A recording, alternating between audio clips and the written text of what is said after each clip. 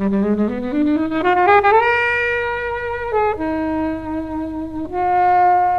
think this is definitely maybe his funniest film.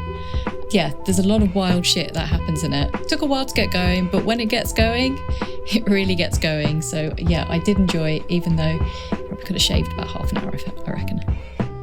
My other half came down for like the last hour because she was doing something else. And it's, you know, when someone else walks in the room, always a very questionable scene and you have to explain what you're watching.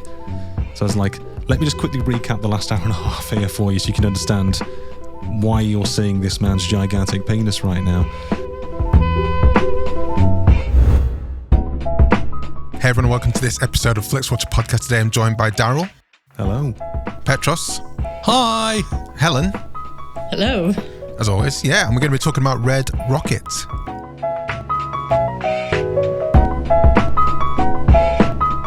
Thank you as always to Ben from Rockwood Audio for his massively awesome editing skills. And thank you to Mighty People for the tunes you can hear, right now. Please do head over to Spotify or Apple Podcasts and give us a 5-star rating and a glowing review. If you want to join the conversation with us, we are on Twitter at FlixWatcherPod, or if you prefer, Instagram at FlixWatcher.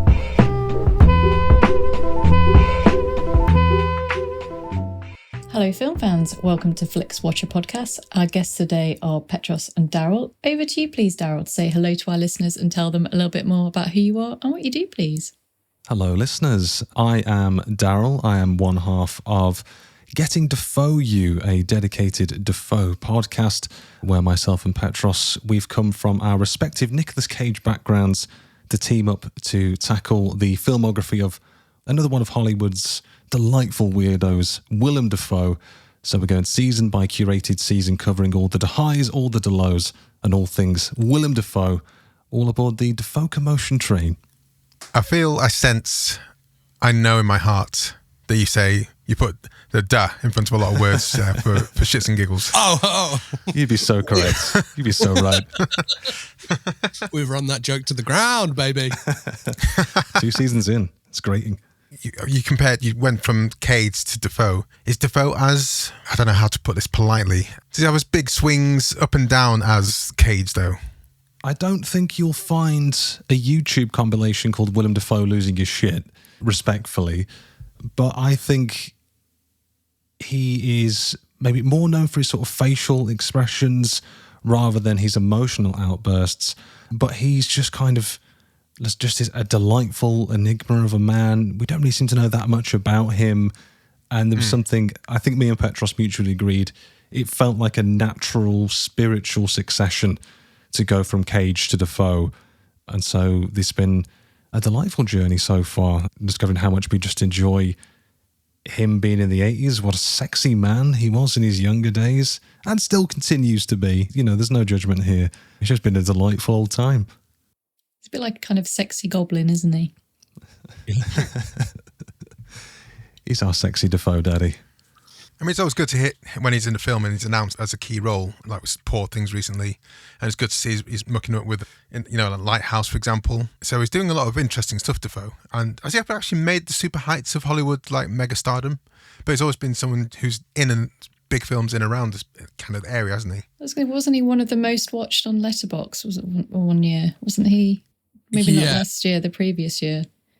Is that more testament to just the amount of films he's pumping out on versus the size of the films? I think it is the demographic of Letterboxd users as well. So he's in a lot of kind of out and out like film fanny films. So like he's in a lot of Wes Anderson. So I imagine a lot of Letterboxd users are logging those. He's in American Psycho. So I think like that it always kind of gets watched by each generation of film sicko. So like, yeah, he's kind of... These are all top picks. Well, you start speaking there, Petros. Who are you? I am Petros Patsilivas. I am a father to a small child, and I'm also a podcaster who is the other half of Getting Dafoe You. I wanted you to go full gladiator there. It's been a while, yeah. And to kind of answer your question of like the varied career of Willem Dafoe, I think instead of quality swings, Willem Dafoe's like pendulum swings on more like mainstream to art house. So for like every kind of Spider-Man or like Speed 2. Spider-Man, of course. There is Yes. like an Abel Ferrara film that like you've never heard of. Do you know Or what I mean? Antichrist. Yeah. Or like a Lars von Trier project where he turns up and goes, "Hey, I'm a bit weird," and then just disappears. I think I knew in my heart of hearts there was a big film that he'd been a part of, and Spider-Man series, and obviously Spider-Man Homecoming, is it the most recent one? No Way Home. Yeah, No Way Home. There you go. So yes, he has been good. I feel cleansed. Anyway, let's talk about the film we're talking about today, which is Red Rocket. Petros, can you tell us why you chose it? And I'll give you 60 seconds to tell us the synopsis. I chose this film partly because obviously we are talking about the films of Willem Dafoe on our podcast, and he has done a film that got him nominated for Best Supporting Actor in The Florida Project, also directed by Sean Baker. And Red Rocket is a film that I had watched, I think, 2022, and then was like, it's just fascinating. It's a period set film to a very recent period. And I guess for the synopsis, hit that timer, Kobe. It is about Boom.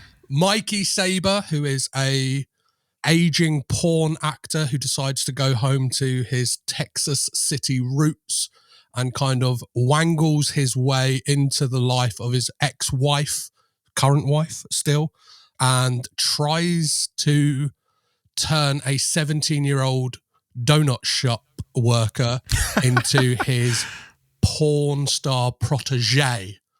And that's about it for Red Rocket. Very nice. That's fair, isn't it? We spent 2.5 hours nearly talking about, into that synopsis. Helen, time-wise, was this long enough for you? Was it too long? I mean, I don't really want to get into like the length of this thing. You always like talking about the length of stuff, though. I found this a little bit long. It took a while to get going for me, but this has been on my watch list for a while. I missed it at the cinema and I noted it had come on Netflix. And then when you picked it, I was like, oh yeah, this is the kick to get down and watch it. But I really, really loved The Florida Project, and I love Tangerine as well. So he just makes really interesting films about really interesting people who are not necessarily particularly likable or heroes or have anything kind of specific going on. But I think this is definitely maybe his funniest film. Yeah, there's a lot of wild shit that happens in it. Took a while to get going, but when it gets going, it really gets going. So yeah, I did enjoy it, even though probably could have shaved about half an hour, I reckon. Oh, that much. Darryl, where were you on this? I think any film that immediately starts with NSYNC, what a ballsy move. Yes, please. Sorry, immediately starts and continually repeats Like it in different ways. Yes. Yeah. I was like, is she playing Bye Bye Bye again? Okay, now they're playing it again. And then she's playing the piano. And is it, okay, is this a chopped and screwed version? There's like 15 different versions. Yeah. There's it's played like backwards at the end, right? It's kind of... Yeah. Yeah. When NSYNC is about 75% of your soundtrack, you have my respect immediately. Oh, really? Name another NSYNC song. I refuse to. You won't hold me to that. No. I love the fact that all 5 members of NSYNC had to sign off on the song being used as well. So it's like, is that what it is? Okay. So like Sean Baker's there like, dear Justin Timberlake, dear Lance Bang, dear the other 3 members. Like Joey Fatoni. That's there one. you go. Don't know another one though. Was he a Backstreet Boy? Anyway, carry on. We're digressing from the film. Yeah, I mean, I didn't think it took a while to get in. I think you knew exactly who he was and what kind of person he was from the moment he knocked on that door to say, oh no, before the moment he rang and was there at the phone, and then his mother-in-law, estranged mother-in-law, answered the phone and was like, oh, fucking this knobhead again. And immediately that had me hooked into think, okay, I don't know where this is going. I know this is the story of a failed or aging porn star, but I don't know what's going on here. And it irritated me and impressed me in that equal measure that this ostensibly loser kind of managed to wangle his way back into people's lives, and they let it happen. And then ultimately when it blows up in their faces, or his face, us as the viewer like, well, of course it's going to happen. He's a complete loser. And it just takes other people down with him. Like Lonnie. Yeah. Like that guy Poor just guy. doesn't need, he just give a guy a break. He's already not the brightest, doesn't have the most chances in life, is a kindly person, and he has to listen to this guy's bullshit about being a porn person and all these people he's having sex with. And no, I got frustrated, but obviously I think his character's painted really well, right? Yeah, and I think like on a rewatch, I found it really interesting because obviously you've got this stuff where it's like the Make America Great Again banners up, and you get like Donald Trump on like newscasts quite a lot, and like that is kind of a thread throughout it. And it's kind of like Mikey is that kind of character. Do you know what I mean? Like it's kind of like a mirroring of that Donald Trump-esque character where it's like, we don't understand why this guy can get this support behind him, because like any rational person is like, this guy is clearly talking bullshit. Like anytime Mikey opens his mouth, it's just like, that's a lie. Like, do you know what I mean? You're manipulating the situation. You are kind of being like, I don't know, evil, I think. Like he's kind of like quite an evil guy, but like there is something about his kind of gross charm that seems to like win people over, and like they just seem to fall in love with him and just invite him. Do you know what I mean? The way he's invited back into his ex-wife's life and then into her bed, like into this kind of situationship, and then he's kind of like reconnecting and makes his way into Strawberry's life and this kind of, and then is dictating to her like, you should dump your boyfriend. He's reprehensible, but there is, I don't know if it's Simon Rex, who's like somebody has quietly been like, I don't know, curious of for years. I think ever since seeing him in Scary Movie 3, I was like, he was the best thing about that film. And then like just kind of seeing him on Twitter and Instagram and stuff like that, and like vaguely following his not so good rap career. Yeah, he's an interesting character. I've known nothing about him before this movie. I have definitely seen Scary Movie 3, but I can't tell you anything about it. It would have been once when I was at university, and then thought, I think I've tapped out of these basic scary movie type films. He has quite strange morals, how like impersonating an army guy is completely off limits. The worst. However, grooming a young woman is like completely fine. He seemed so happy when he found out that she was legal. Like, he was like the happiest person in the entire world. And I was like, dude. Well, as many times I was like, dude. As if my kind of like, my Google searches aren't kind of run into the ground enough. I found myself going, what is the legal age of consent in Texas? It's like, here we go. Like... Yeah, because I just assumed it was 18. So I thought he was going to wait until she turned 18 before he pounced. Anyway, so that's this guy we're dealing with. And he doesn't seem that stupid, because he managed to like make a load of money from selling weed quite quickly, and he put himself in a stronger position than he was when he first arrived. Mm-hmm. Ostensibly, in my mind, he could have coasted and like lived not the high life, but like a comfortablest life, and been surrounded by people who actually quite liked him for reasons we still don't understand. He could have done, but that kind of personality is not enough for him. Yeah, that's it. He's the kind of guy who convinced a girl in 3 weeks to do porno. Yeah. And she listened. Lots of people complicit in this. Yeah, and I think that's where it comes back to that like Donald Trump thing, right? It's like on the outside you look in and go like, how are people going along with this? Yeah. Like, how is this happening? How is this even a thing? So, I mean, I've not seen Tangerine or Florida Project, and they are two massive kind of holes in my oeuvre of film watching. But Tangerine came on scene because of the way it was shot, and also because the story is, a good one. So how does that compare? How does this compare with the previous ones in terms of stylistic and also storytelling chops? This is where I admit I haven't seen them either.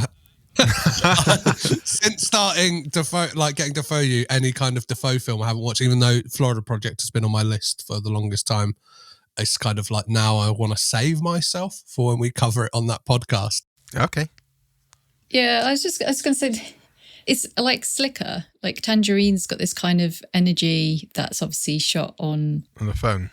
Yeah, on a phone. So it's very much more handheld, and the story is very kind of chaotic, and the characters are very loud and larger than life, and everything's very surreal, and all the colours are kind of like high contrast. So that's kind of the vibe. The Florida Project has a lot more kind of like heart in it, and definitely more kind of a narrative and a story. So Florida Project probably looks a little bit more like Red Rocket in terms of like the colours of the houses and the colour themes and the way that it's shot. But this definitely feels a little bit slicker in its use of music, just the, like kind of the way it looks and the use of the music. The music, yeah.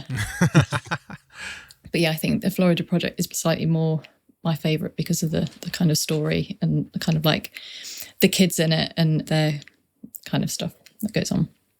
But I'd recommend them both. If you enjoyed this even in a little bit, then they're both definitely things you should watch. Yeah, I think from reading about Sean Baker as well is like, from all of it, is he just doesn't take a judgment on the people he's making films about. And like, I guess that's what makes this one a bit more of a harder pill for people to swallow, because in the Florida Project, it's people who you can watch and be like, oh, they are objectively kind of in a situation that is out of their control and they are kind of, for want of a better term, fucked.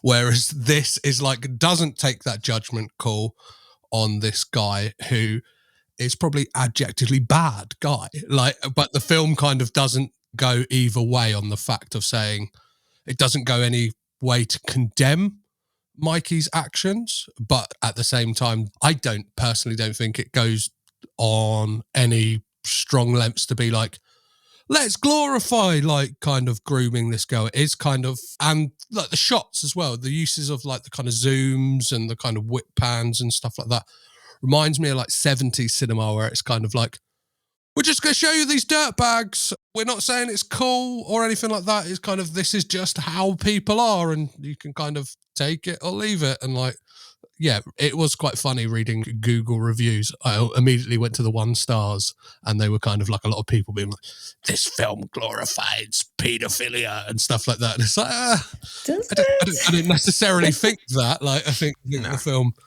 and I don't know, I'd like to give Sean Baker the benefit of a doubt that he's like, yeah, I'm just showing you a slice of life from this absolute dirtbag, and like, hopefully you're intelligent enough to go, yeah, that guy's a dirtbag. Yeah, before we get to the scores, when he got his comeuppance-ish at the end, when he's kicked out of his ex-wife's life, what did you guys think about it? Were you like cheering? Were you like, get out? Suitcase pimp! Just an excuse for some more NSYNC, and I'm standing up, fist pump in the air, going, let's go. But then also, what a hog. Which I understand from podcast interviews was a prosthetic, because my other half came down for like the last hour because she was doing something else. And it's, you know, when someone else walks in the room, always a very questionable scene and you have to explain what you're watching. Yeah. So I was like, let me just quickly recap the last hour and a half here for you so you can understand why you're seeing this man's gigantic penis right now. It's just... Has anyone seen a TV show called How To with Don Wilson? No. Exact same thing happened with me when like I was watching this TV show and Sarah, my wife, walks in halfway through an episode and I was like, I can't explain now what's going on, but you're going to just think I'm a weirdo. But honestly, watch it later. I had to try and explain Twin Peaks to an ex of mine with episode 8 of The Return, which is like the most bonkers hour of television that ever has existed. And I was like, it's not normally like this. Normally it's a small town in Washington. I promise. It's not normally black and white, the insides of an explosion. I don't know what's going on either. But he got his comeuppance, but then he went back to Strawberry at least. And did that happen or was that a fantasy? I think it's a fantasy. I think we can assume it's a fantasy. He's continuing to live his silly little life inside his silly little head. A silly little NSYNC continues to play and everything's all silly. And I think he's just got all his clothes in a bin bag, which is kind of seems about right for a character like Mikey Saber. It's for a suitcase pimp. It is that, or it is that kind of ultimate damning ending where it is like, you know what? People like this always bounce back, baby. Like somehow. Okay, let's head to the scores.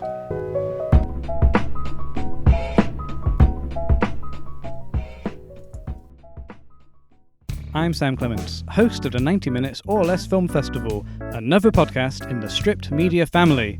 a podcast that celebrates movies under 90 minutes long. Each episode, I'm joined by a special guest who selects a movie to join our prestigious lineup. Past guests have included fellow Stripped Media family members Martin and Sam from Song by Song, and Kobe from Flixwatcher, and Dave from The Wire Stripped. Search for us now on the app you're currently listening to this podcast, or join us at 90minfilmfest.com. Welcome to the Flixwatcher scores. All of the scores are out of 5, and you can have decimal places if you wish. And we will start with you, please, Petros, because you picked it with your recommendability. I toiled with this because I think, like when I said about the Google reviews, there are certain people you would recommend this film to would be like, ugh, you're gross. Like, how could you, like, you're a part of, like, I don't know, yeah, paedophile Hollywood, like glorifying this filth. And so I reckon on that basis, it's a 3.8 for me, which like is kind of middling. People I know who are kind of cine literate would be like, check it out, it's good stuff. But I'm not recommending it to my parents. They'd be like, you're sick in the head. Darryl? So I gave this for recommendability, I rounded it up to a 4, because I thought, let's not deal in the points so early on. I didn't really know much about this one before I saw it at the cinema. I sort of aware of it because Simon Rex was part of that Hollywood Roundtable like a year or two ago. I was like, oh, Red Rocket, that seems interesting. Like we've all discussed, it's just a very sort of slice of life look into this Americana, this strange town. And I enjoyed that, like, all but 3 of the actors, I think, were just local people. This was Oh, is that right? Yeah, I think it was Simon Rex, Bree Elrod, who plays Lexi, and Suzanna Son, who plays Raylee Strawberry, were the only sort of 3 actors. Everyone else was just like local. Simon Rex said in interviews that sometimes they just didn't turn up to set. Which I just thought was like, I just love a fun story of like a making of movie, but I just like this. There is a kind of like a realness to it, just like that sort of grittiness. I like the grain on the camera. I like the sort of crash zooms. And I love the sort of like comeback story because Simon Rex was like, this is the movie that kind of put him back on the map. He said in interviews, this was the movie that made him say, you know what, I'm proud to be an actor. And I think you can kind of get that vibe as well on screen. So I enjoyed it. I enjoyed revisiting it. So it was a 4 for me. Helen? Yeah, I'm also going to go with a 4. I think if you're familiar with his films and kind of his vibe, then you'll enjoy it. I think if you're an NSYNC fan, maybe also you might enjoy it. I don't know, maybe not. You might enjoy it or hate it. You might hate it. But yeah, I agree with what you said. It's just, they're obviously fictional characters, but these people exist in America. He's obviously drawn from real kind of experiences, and they're kind of like the forgotten people, but they exist, and maybe not quite to the extent of some of the wild things that happen in this, but that is their kind of lives. And it's not great, but then they're kind of forgotten by society as well, and they're just kind of doing what they can do to survive. So it's an interesting film. I did think The Florida Project is probably an easier film to recommend, but that said, this is pretty funny. And like, who knew donuts were so cheap? Like, you pay like $6 for like some donuts and some coffees and stuff. I was like, whoa. It's way cheap. At least, it's like £6. At least 3 coffees. Yeah. 3 coffees and multiple donuts. And some donut holes. Yeah, get learn all about donut holes, baby. Yeah. That's Texas City for you in Texas. I'm going to go for 4 as well. It was something I was looking forward to watching, and it was one that was lauded, and I just never got around to watching. I think tail end of the pandemic and lack of access to the cinema kind of smited it, so it was always going to be a streaming view for me. I'm surprised this is the first of Sean Baker films I've seen, so I need to rectify that quickly. And, as much as we talk about him being a irreprehensibly smart but stupid loser, Simon Rex, he played it to a T. He gave me those emotions. He made me think he was a loser. He made me really question my sanity as I'm watching this person. Like, why did the moment he told his Lexi that he had $3,000 underneath his bed, I was like, mate, well, that's going to come back. Idiot, that's going to come back. And he was using it like a source of pride. Look, you've got $3,000 under your bed. I was like, not for very long, have mate. that by the end of this film, mate. Yeah. So yeah, 4. Repeat viewing score, Petros. It's a 4 for me. I've obviously watched it twice now, and it's not going to be like in the heavy rotation, but I think it's going to be definitely one I do revisit, because I think, especially as time passes, I think it will kind of be like a time capsule of America in 2016, even though it was obviously filmed later, and kind of has something to say about the kind of times we're living in and what we allowed to happen. And as much as, Simon Rex's character is reprehensible, there are moments where you're like, this is a broken system where it's like, oh, just because he's, I don't know, porn might for some people be a questionable choice of work, but he just can't get a job because that's what he's been doing for 17 years. And I just think like, if that was like imagine it would be the same thing for an actor. Do you know what I mean? If you've kind of been on low level acting for like 17 years, so be like, your CV is fucked, mate. You've got nothing on here. Do you know what I mean? You're like a bit part character in Casualty or something. You're the corpse of the week on Columbo or something. And they're like, you're not going to get a job serving tables. But it's quite funny when he chose to tell people about his porn past. Yeah. It's quite strange, like when he convinced Strawberry to dump her boyfriend, quote unquote, and he said, look, just look me up on porn. Like, why are you telling him that? What's going on there? That makes no sense. And then when he was going for the job interviews and failing, he was like, well, you might want to check out, put Mikey Saber into Google incognito, don't tell anyone. Because then you'll see my penis. And he's like, how is that going to help you get this waiting job? I don't know what's wrong with you. But Lonnie seemed to love it, his porn past. Or did he? Was he just like, I've got someone to talk to now for a bit so I can just hear something else other than my own thoughts? I don't know. Sorry, Darryl, your viewing score. I gave it a 3. I think very similar reasons to Petros. I think it's a very interesting time capsule of America in this sort of generation. I don't think necessarily it's going to be a heavy rotation film for me either. But if I want to sort of pick me up of like NSYNC, then I'll certainly be revisiting this one. And I don't know what it is, these kind of movies with these dirtbags front of center. There's something about these films where, these ostensibly scummy people don't learn anything. They just, there's just no real redeeming qualities. They continue to make bad decisions. Bad things happen because they're just around. And then by the end of it, it's kind of like, you're not really any better off than where you started. So, I kind of... He's got hope, potentially. He's got a new porn prodigy or someone. I don't know who suggested that. Was that you, Petros? Yeah. Helen. So, 3 there. I'm also going to join Darryl with a 3. Yeah, you're so right. Like, he'll have come out of that going, well, that was everyone else's fault. Poor Lonnie. Just in the wrong place, the wrong time with Mikey. Poor guy. And he protected him for whatever reason. I know. Although I'm not sure what could possibly have happened to Mikey because he was just he was the passenger in the car, and I'm not sure what could have happened to him. Well, he told him to take the turn, so Lonnie could have said... I know he told him to take the turn, but ostensibly in the eyes of the law, he wasn't the one that was driving, so I'm not sure what he could have done, what could have happened to him, but still, the fact that Lonnie was happy and willing to take the fall for him completely, it was just like... I got a I might say something about my personality, but like the first time I watched that, I just laughed so much, just like at the kind of like how dark that moment is, just kind of almost out of like nervousness and just like this film has taken such a dark turn that they've literally like a truck as like fish knife 22 car pile-up. Yeah. Fuck. Yeah, it's an easy film to watch. I don't think I'll be watching that often. I do certainly, like I say, want to watch the previous 2 Sean Baker films, and just based on this one, I will be watching his career closely.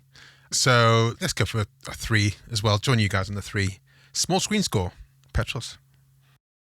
So small screen score for me, I would say a 4.5 because I think it does work well on the small screen. I didn't catch this one at the cinema. I think I watched this on, I don't know, paid VOD or something like that. And I can't remember, but I was really looking forward to seeing it. And I think it works well. It almost, apart from obviously the period setting of 2016, is like shot like a 70s movie, has that like grain and grit of a 70s movie. And like, as much as those films look great on a cinema, like I think it's my programming and seen most of those films on a TV as opposed to in the cinema. I was like, it still looks great. The kind of oversaturation on the cinematography and Yeah, it works well at home, and you don't feel as dirty as well watching this film. And if you're watching this in the cinema, you're like, I feel a bit gross.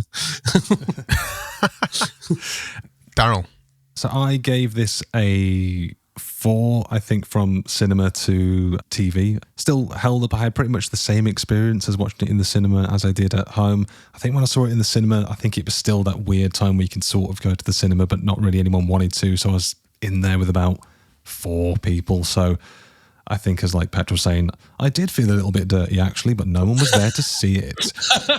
Felt a little bit less dirty on a repeat viewing though, but yeah, same experience for me. So a 4 from me. 4. Sorry, Petros, I missed your score. Was it 4.5? Yeah, 4.5. Helen. Yeah, I would have liked to have seen this at the cinema, just supporting smaller films and also watching it in a slightly awkward situation next to the residents of West Norwood, I think would be quite funny. But yeah, sadly, the weird cinema was not quite back, but it was sort of back. That didn't work out for me. So I'm going to give it 4.5. I still think it's fine, but I would have liked to have seen it on the big screen. Yeah, I think I definitely would have liked to see this in the big screen. I think just for that community collective experience. Sorry, Darryl, that there's only 4 people, including yourself, or as well as yourself, in the screening, because I think I'm sure I would have got a few laughs. It would have been good to be. Don't cry for me. Don't cry for me. Oh, I won't do. Engagement score, Petros. My engagement score, another 4 for me, because I think like it starts like kind of bang, you're in with it, and then it's like I just want to see how far this guy can push it. Like it's kind of like it's one fuck up to the next, and it's kind of, where is Mikey gonna go now? Like, so, what dumbass thing is he gonna? Yeah, exactly. It's like watching a Rube Goldberg machine. Do you know what I mean? But it just ends in, I don't know, shit getting splattered at the end. Darryl. So I gave it a 3.5 for engagement score. Like it was, I think, a very like interesting film to watch sort of all the way through. But I think it's one of those because it's very character driven. It's very much how Mikey is affecting everyone around him. He's basically the weirdness in this sort of already flyover state ecocosm. I guess it depends where you pause it because there are a number of adult scenes, shall we say.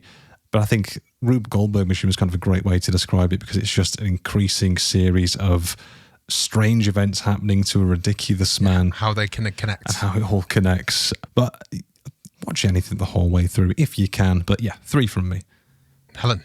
Yeah, I was just going to add, so this Netflix, 98% thought I would be a match for this film. I forgot to say that earlier.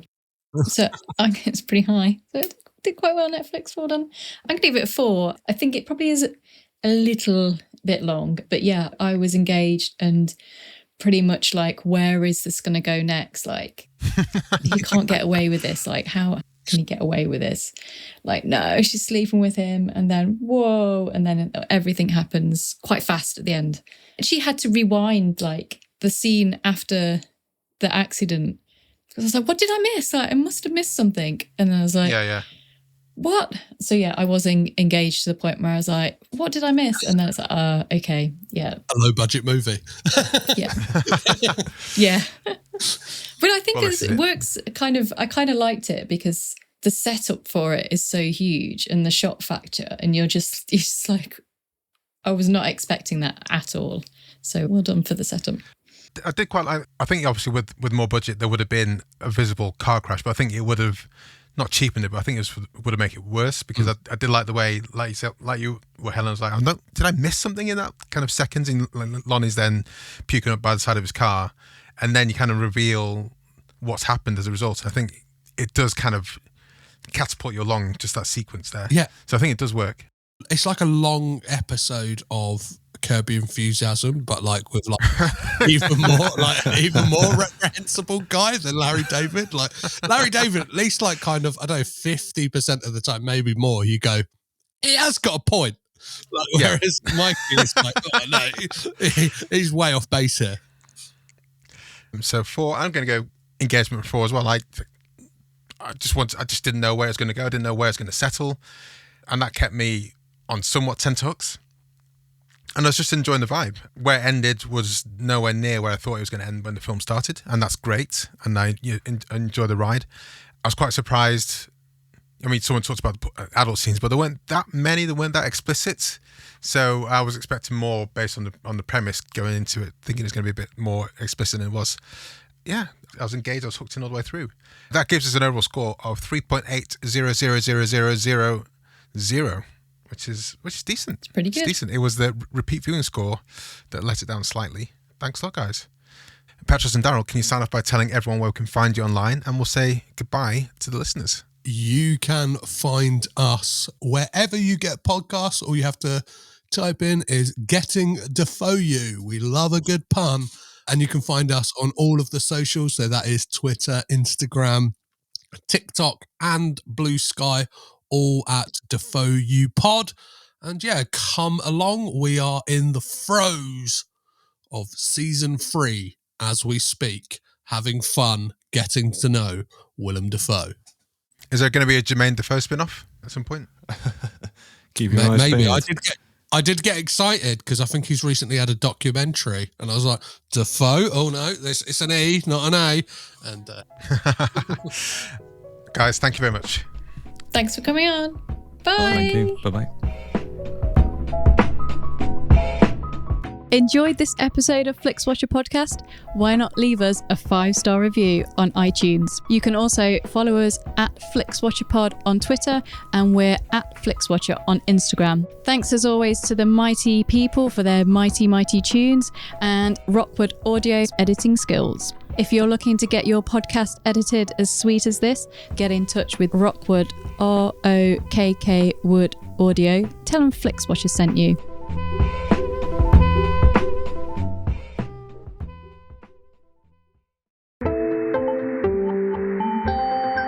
You just heard a Stripped Media production.